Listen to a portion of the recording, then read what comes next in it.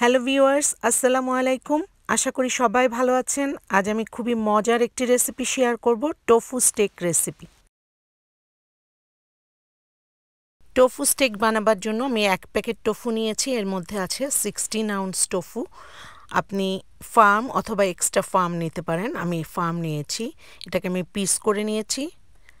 আমার লাগবে soya sauce, oyster sauce, যেটা আমি ভিগান অয়েস্টার সস নিয়েছি। ব্ল্যাক পেপার লাগবে আমার লাগবে অলিভ অয়েল, সুগার অথবা ব্রাউন সুগার এবং লেমন জুস।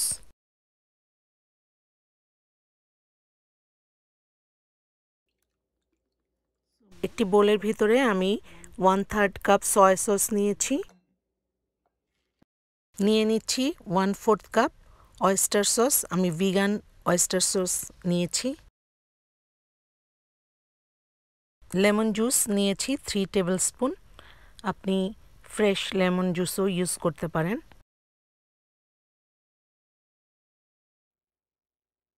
দিয়ে দিচ্ছি 1 টেবিল স্পুন অলিভ অয়েল।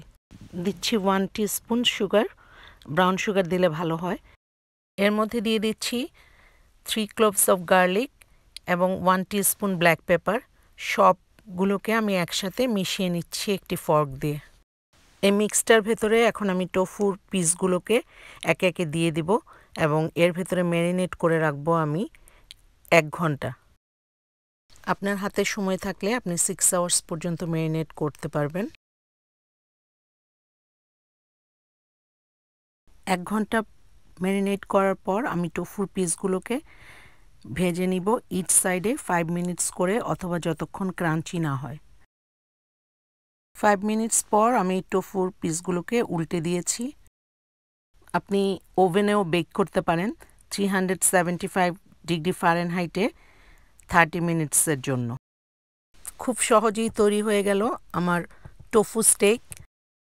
খুবই ক্রাঞ্চি এবং টেস্টি হয়েছে, দেখতেও খুব সুন্দর হয়েছে। ইচ 3 আউন্স সার্ভিংয়ের ভেতরে আছে 7 grams of protein, 2 grams of carbohydrate এবং এটা একটা কোলেস্ট্রল ফ্রি ফুড। এর ভেতরে আছে ক্যালসিয়াম এবং আয়রন। আমার আজকের ভিডিওটি ভালো লাগলে অবশ্যই লাইক করবেন। যারা এখনও সাবস্ক্রাইব করেননি, সাবস্ক্রাইব করবেন।